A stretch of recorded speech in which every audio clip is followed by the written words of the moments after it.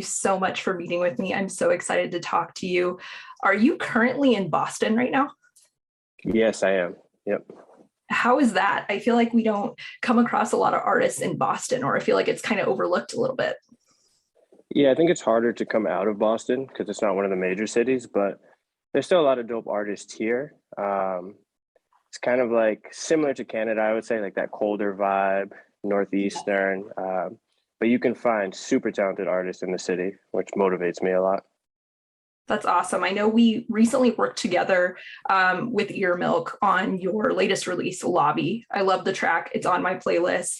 It's also the second track on your upcoming project, Fifth Chance, that's dropping on November 12th. How are you feeling about it? Do you feel anxious? Do you feel nervous? I think at this point, just excited, you live with the music for so long as the artist that it's like right when it's about to come out, it's like sharing your baby with the world. So super excited for everyone to hear it and then continue to move on and see how it does. What was your creative process for creating this project? A lot of it was done during the pandemic. So everything was just like in-house. There was no rush. There was no pressure. It just was what I was feeling, my vibe at the moment. And it was cool. I got to take my time with it. Like there were times where I would be 70% done with the song and I would sit with it for 2 to 3 weeks before I actually finished it because Wow. you want to get everything right and make sure everything feels 100% authentic to you and your vibe. That's awesome. I definitely think the project has a good mix of mellow and upbeat, and it kind of goes back and forth, which I think is your style to this point. I would label as your style. You have a good mix of the mellow, more melancholy, but then also upbeat, very typical hip hop rap. What is your inspiration for that? Where do you think that comes from?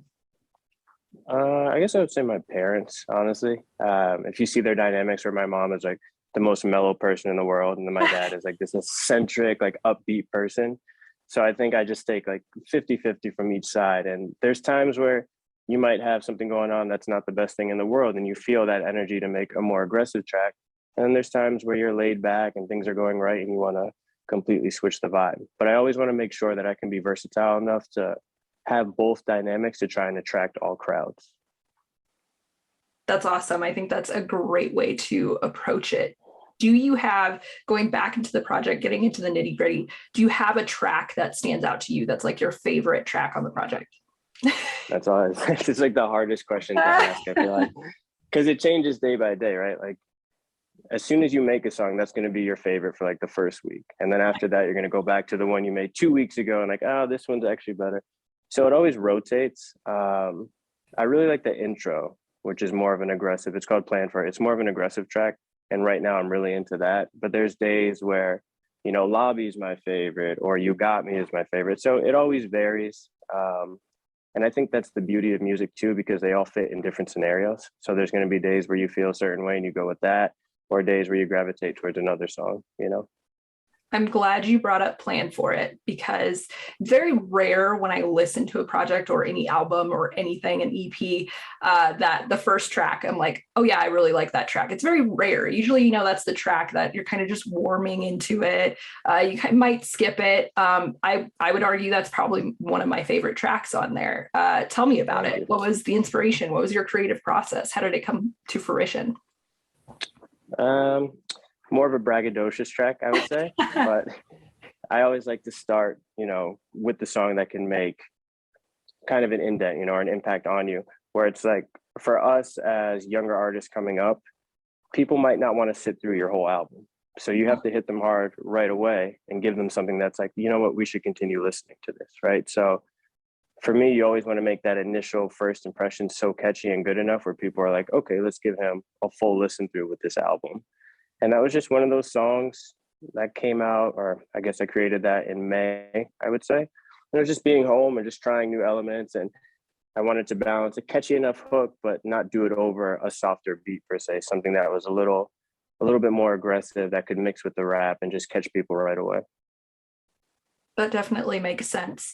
Another track that stood out to me, which kind of has a different vibe and it's very introspective, is Caged Bird.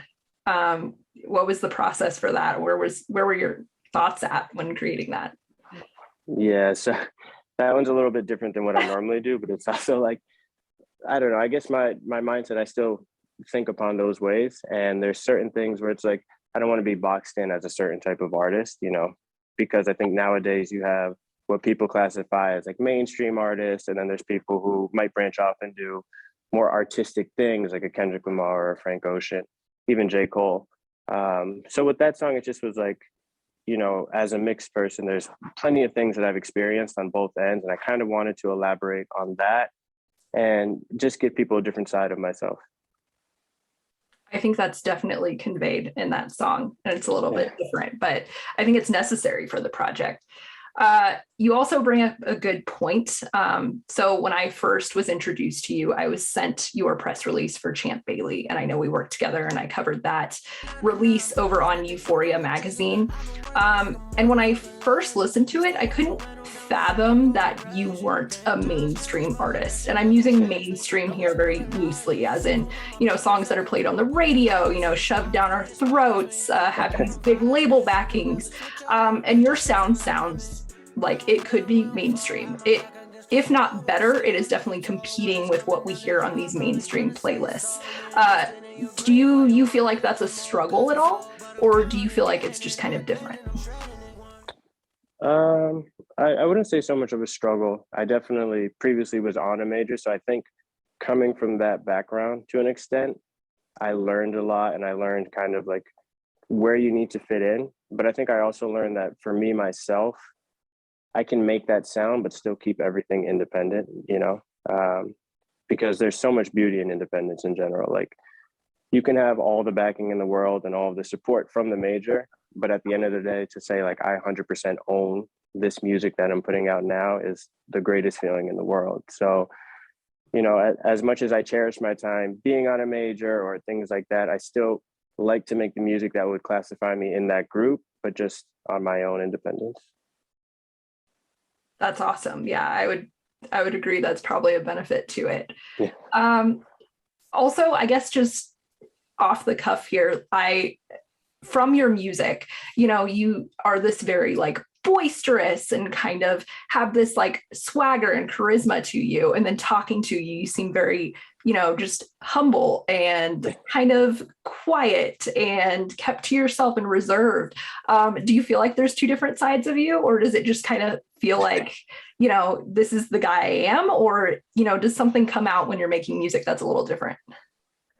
I think it's the music. I mean, you have your passion, right? So Yeah. when you have your passion, that's me at my full confidence. Like, when I'm making a song, you can't tell me I'm not the best person in the world. Right? So it's like, that's just full confidence. And then me, myself, you know, I'm laid back and humble, but I pride myself and I cherish the fact that when I'm making music, I can just go all out there, you know?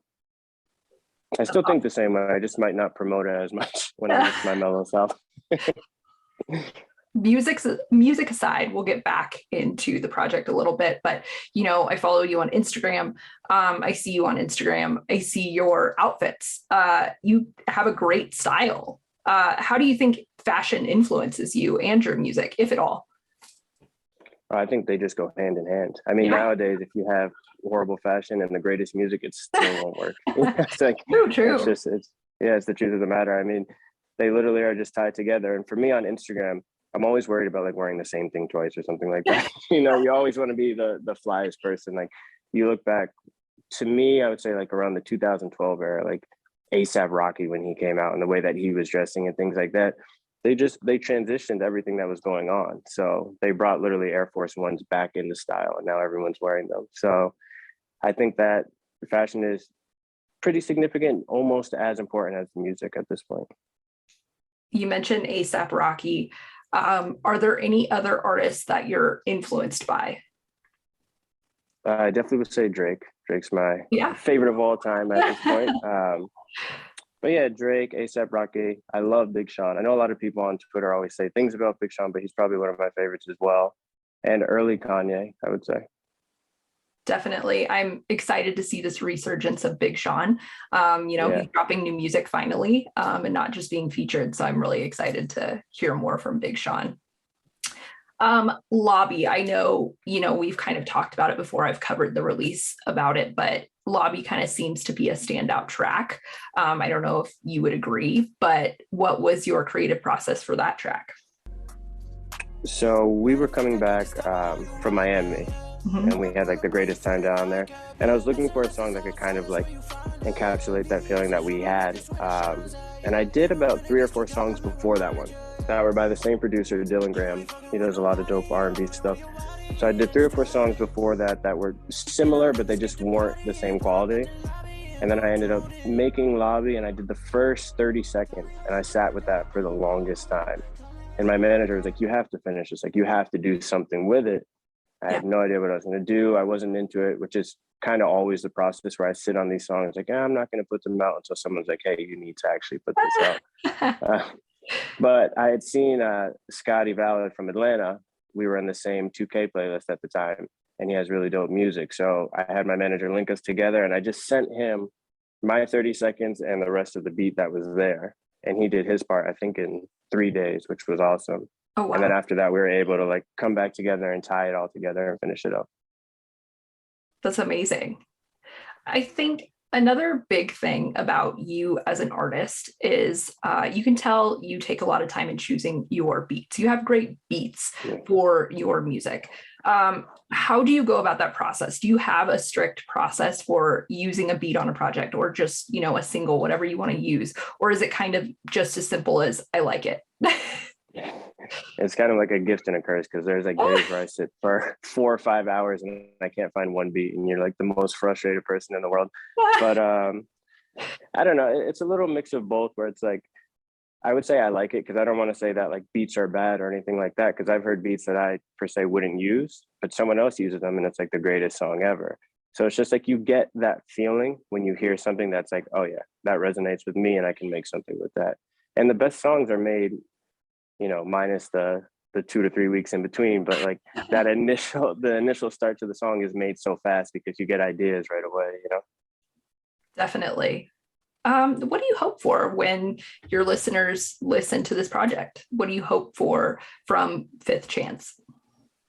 I think I just hope they sit with it. You know, nowadays there's so much music and people are distracted within like 30 seconds, you know? So I feel like albums are almost kind of like put on the back burner, you know, where it's like single after single after single, where I'd rather just have like a cohesive body of work where people can sit and listen with it. And at that point, draw their own opinions, you know? It's like, I've made this thing and people might love it, people might hate it, but I know that I'm proud of it. And I just want them to be able to take the time and draw their own opinion on it. Where do you see yourself in the future? Like, what's your ultimate goal with music? Yeah, I'm still trying to figure that out, you know? I mean, I guess in general, like, you could say so many things, like the #1 selling artist, or, you know, Billboard charts and things like that. But there's different levels to artists at this point. Like, I was watching the Drink Champs interview the other day with Kanye, and he said some things about Just Blaze. And Just Blaze's response was like, hey, like, I'm happy for your success, but I'm also really happy with my family where I'm at right now, you know? So I think the overall goal is to be able to be happy and just continue to live off music, you know? Because if that's your passion and that's what you want to do, nothing's going to make you feel a different way about it. That is true. Beautifully said. Well, thank you so much for meeting with me. It's amazing to be able to pick your brain and see your process and hear about what you look for. And I'm excited for the project to drop. So thank you so much. Hey, thank you for having me.